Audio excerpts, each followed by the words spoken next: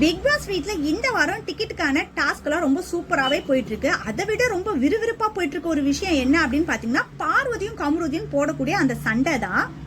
இவ்வளவு நாளா அந்த வீட்டுக்குள்ள இருக்கவங்க பார்வதி மேலதான் தப்பா இருக்கும், கமருதீன் மேல எந்த தப்பும் இல்ல அப்படின்னு சொல்லிதான் நிறைய பேர் வந்து கமருதீனுக்கு சப்போர்ட் பண்ணி பேசிட்டு இருந்தாங்க. விக்ரம் ஆகட்டும், கானா வினோத் ஆகட்டும். ஆனா இப்போ கமருதீன் ஒரு சில வார்த்தைகளை பேசும்பொழுதும், அங்க ரொம்ப ரூடா நடந்துக்கும் பொழுதும், இவ்வளவு நாள் தைரியமா பேசின பார்வதி அழும் பொழுதும் பார்வதி மேல தப்பு இல்ல, முழுக்க முழுக்க கமருதீன் மேலதான் தப்பு அப்படின்னு சொல்லிட்டு எல்லாருமே வந்து பார்வதிக்கு ரொம்ப சப்போர்ட் பண்ண ஆரம்பிச்சிட்டாங்க. அதுல ரொம்ப முக்கியமா சாண்ட்ரா பார்வதிக்கு கொடுக்கக்கூடிய அட்வைஸ் ஆகட்டும் எல்லாமே கரெக்டா தான் இருக்கு. ஏன்னா இது வரைக்கும் சாண்ட்ரா எவ்வளோ விஷயங்கள்லாம் தேவையில்லாம பண்ணிட்டு இருந்தாங்க. ஆனா இப்ப கமருதீன் பார்வதிக்கு செய்யறது வந்து ரொம்ப ரொம்ப தப்பான விஷயம் அப்படின்றதுனால முழுக்க முழுக்க பார்வதிக்கு வந்து ரொம்ப சப்போர்ட்டா இருக்கக்கூடிய ஃபர்ஸ்ட் நபர் யாரு அப்படின்னு பாத்தீங்கன்னா சாண்ட்ரா தான். இதெல்லாம் பார்த்த கமருதீனுக்கு மனசுல ஒரு சின்ன பயம். ஏன்னா வீக்கெண்ட் வரப்போகுது, வீட்டில் இருக்கவங்க எல்லாருமே பார்வதிக்கு சப்போர்ட்டா இருக்காங்க அப்படின்னும் பொழுது நமக்கு வீக்கெண்ட்ல ஒரு சூப்பரான ரோஸ்ட் இருக்கு, அதுல இருந்து எப்படியாவது தப்பிக்கணும் அப்படின்னு நினைச்சு நியூ நைட்டு போய் பார்வதிக்கு தோப்புக்கரணெல்லாம் போட்டு சாரி சொல்லி பார்வதியும் கமருதீனும் சேர்ந்துட்டாங்க. இத முதல்ல வீட்டுல இருக்கவங்க யாருக்கும் தெரியாது. இவங்க ரெண்டு பேரும் கட்டிப்பிடிச்சு ஹாப்பி நியூ இயர் சொல்றத சுபிக்ஷா மட்டும் தான் பாத்துருப்பாங்க, மத்தவங்க யாருக்குமே தெரியாது. காலையில உட்காந்து இவங்க பேசுறது என்ன செய்யறது என்ன அப்ப எப்பவும் போல சகஜமா இருக்கிறத பார்த்து வீட்டுல இருக்கவங்க எல்லாருமே ரொம்ப ஷாக் ஆயிட்டாங்க. என்னடா இது, நேத்து வரைக்கும் ரெண்டு பேரும் அடிச்சிட்டு இருந்தாங்க, இன்னைக்கு இப்படி பேசிட்டு இருக்காங்களே அப்படின்னு சொல்லிட்டு விக்ரம் கூப்பிட்டு தனியாவே சொல்லிட்டாரு பார்வதி கிட்ட, இந்த பார்வதி அவங்க கூட இப்ப சேர்ந்து நிதி பண்ணிட்டு இருக்க, உனக்கு அப்ப நாங்க சப்போர்ட் பண்ணதுக்குலாம் என்ன அர்த்தம் அப்படின்னு போது பார்வதி அந்த இடத்துல இல்ல நான் சொல்லிட்டேன், இதெல்லாம் பவுண்டரினா பவுண்டரி, அதுக்கு மேல தாண்டக்கூடாது அப்படின்னு நான் சொல்லிட்டேன் தெரியுமா அப்படின்னு சொல்லிட்டு அந்த இடத்துல வந்து கமருதீனுக்கு சப்போர்ட் பண்ற மாதிரி தான் பேசிட்டு இருக்காங்க.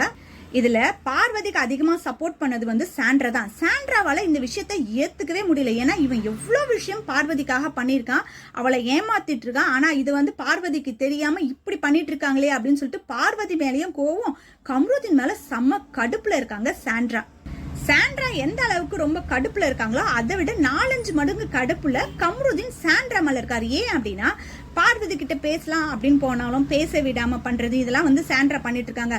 நான் என்னவோ அவங்க வீட்டு பொண்ணை லவ் பண்ற மாதிரி இப்படி தேவையில்லாத வேலை எல்லாம் பாத்துட்டு இருக்காங்க அப்படின்னு சொல்லிட்டு சாண்ட்ரா மேல கமருதீன் கோவம். எப்படியாவது சாண்ட்ராவையும் பார்வதியும் பிரிக்கணும் அப்படின்றதுக்காக பார்வதி கிட்ட சாண்ட்ராவை பத்தி தேவையில்லாத விஷயத்த வந்து சொல்லிட்டு இருக்காரு கமருதீன்.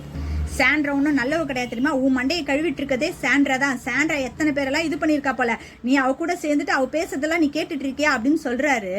அதுக்கும் பார்வதி ஆமால அப்படின்றாங்க. இவங்களுக்கு இனிமே யாராவது அந்த வீட்டுல சப்போர்ட்டுக்கு போவாங்கன்னு சொல்லுங்க பாப்போம். இந்த வாரம் ஃபுல்லாவே ப்ரொமோல பார்வதியும் சாண்ட்ராவும் பேசக்கூடிய விஷயங்கள் தான் நிறைய ப்ரொமோல வந்துச்சு. அப்போ அந்த அளவுக்கு ரெண்டு பேரும் அந்தந்த இடத்துல உட்காந்து கமருதீனை பத்தி தான் பேசி சாண்ட்ரா ஃபுல் சப்போர்ட் வந்து பார்வதிக்கு கொடுத்த இந்த டைம்ல இப்ப இவங்க ரெண்டு பேரும் ஒண்ணு சேர்ந்துட்டாங்க அப்படின்னும் போது அவங்களால சுத்தமா தாங்கவே முடியல. பார்வதி நீ பண்ணதெல்லாம் தப்பு தாண்டா, சாண்ட்ரா கிட்ட ஒரு சாரி கேட்டுட்டு அப்படின்னு உடனே சாண்ட்ரா கிட்ட சாரியும் கேட்க வராரு. சாண்ட்ரா அந்த இடத்துல சொல்லிடுறாங்க, சபரியும் சொல்றாரு, நீங்க ரெண்டு பேரும் சண்டை போட்டுக்கிறீங்க, ஆனா திடீர்னு ஒண்ணு சேர்ந்துக்கிறீங்க, திரும்பவும் சண்டை போட்டுக்கிறீங்க, உங்க ரெண்டு பேர் விஷயத்த உங்களுக்குள்ளே முடிச்சுக்க பாருங்க, எங்களை யாரையும் இழுக்காதீங்க, உங்களுக்கு சமாதானப்படுத்த வந்த நாங்க என்னவோ பெரிய தப்பு பண்ண மாதிரி எங்களுக்கு இப்ப தோணுது அப்படின்னு கிளியரா அந்த இடத்துல சபரியும் சொல்லிடுறாரு. அந்த இடத்துக்குள்ள வந்து சாண்ட்ராவும் கரெக்ட், சபரி சொல்றது கரெக்ட் தான் அப்படின்னு சொல்றாங்க. பார்வதிக்கு அப்புறம் இப்போ ஒண்ணு சேர்ந்ததுக்கு அப்புறமா பார்வதி எந்தெந்த இடத்துல எல்லாம் இருக்கிறாங்க, கமருதீன் அந்த இடத்துல எல்லாம் வந்து பேசிட்டு இருக்க மாதிரி தான் இருக்கு. பார்வதி கிச்சன்ல ஹெல்ப் பண்ணிட்டு இருக்காங்க. அந்த இடத்துல கமருதீன் நானும் வந்து ஹெல்ப் பண்றேன் அப்படின்ற பேர்ல பண்ணிட்டு இருக்கும்போது தேவையில்லாம சாண்ட்ரா கிட்ட பேச்சு கொடுக்குறாரு. சாண்ட்ரா அக்காக்கு என்ன ரொம்ப பிடிக்கும் தெரியுமா அப்படின்னு உடனே சாண்ட்ரா மூஞ்சால் அடிச்ச மாதிரி, எனக்கு உன்னை பிடிக்கும் தெரியுமா, உன்னை எனக்கு சுத்தமா பிடிக்காது, தயவு செஞ்சு நீ என்ன அக்கான்னு கூப்பிடாத அப்படின்னு சொன்னதுக்கு அப்புறமா கமருதீன் இதை தான் எனக்கும் வேணும்னு சொல்லிட்டு ஒவ்வொரு வார்த்தையா பேச ஆரம்பிச்சு கடைசியில நீ ஒரு ஃப்ராடு அப்படின்னு சொல்லி சாண்ட்ராவை திரும்பவும் அழ வச்சுட்டாங்க 2 வாரத்துக்கு அப்புறமா. நார்மலாவே கமருதீன் தப்பா பேச ஆரம்பிச்சிட்டாருன்னா என்ன பேசுறோம் ஏது பேசுறோம் அப்படின்னு சொல்லாம வார்த்தைகளை அப்படியே விடக்கூடிய ஆள் தான் கமருதீன். சாண்ட்ராவும் ஒரு சின்ன விஷயத்த பெருசாக்கக்கூடியவங்க தான். இவங்க ரெண்டு பேருக்கும் ஒரு சண்டைன்னு ஆரம்பிக்குது அப்படின்னா அது சின்ன சண்டையா நிக்காது, பெருசா ஆகிறதுக்கான வாய்ப்பு இந்த வாரம் அதிகமாவே இருக்கு. இந்த வாரம் பார்வதி கூட சண்டை போட்டு திரும்ப சேர்ந்த காரணம் கமருதீன் எதுக்காக அப்படின்னா, வீக்கெண்ட்ல பார்வதி கிட்ட ரொம்ப ரூடா நடந்த பத்தி விஜய் சேதுபதி கேட்க கூடாது அப்படின்றதுக்காக தான் அவர் வந்து சாரி எல்லாம் சொல்லி கேட்டது. ஆனா ஒரு விஷயத்துல சரியா பண்றோம் அப்படின்னு நினைச்சிட்டு இன்னொரு விஷயத்துல தப்பு பண்ணிட்டு இருக்காரு கமருதீன்.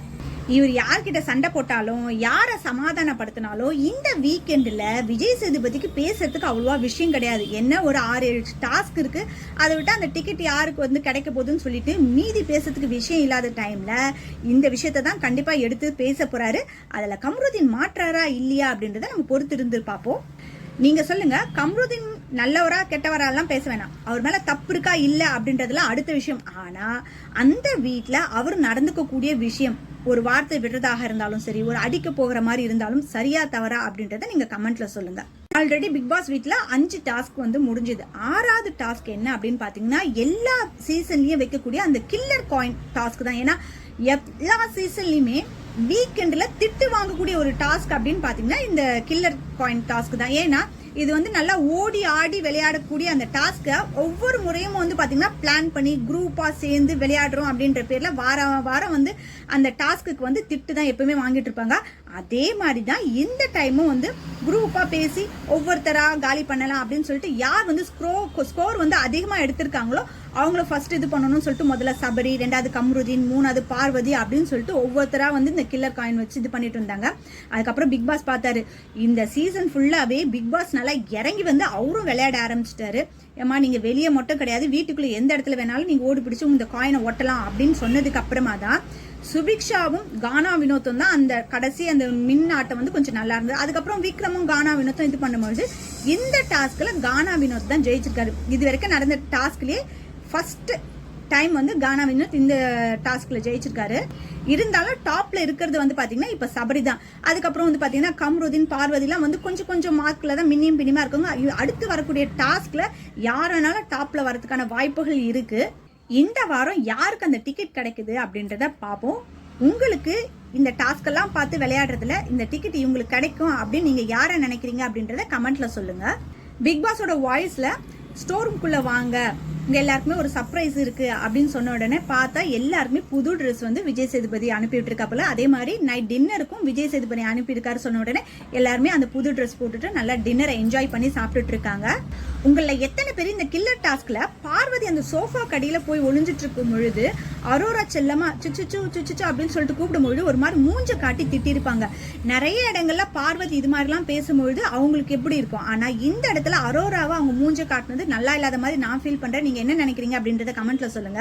அதாவது பார்வதிக்கும் கம்ருதீனை பொறுத்த வரைக்குமே பாத்தீங்கன்னா 2 பேருமே ஜாடிக்கு ஏத்த மூடிதான். ஏன்னா அவங்களுக்குன்னு வரும்போது யாரா இருந்தாலும் அவங்க சப்போர்ட் பண்ணுவாங்க. ஆனா அவங்களுக்கு ஒருத்தர் பிடிக்கல அப்படின்னா அவங்க தூக்கி போட்டு மிதிக்கிறதுக்கு தயங்கவே மாட்டாங்க. அப்படிதான் 2 பேருமே வந்து ஒன்னா சேர்ந்திருக்காங்க.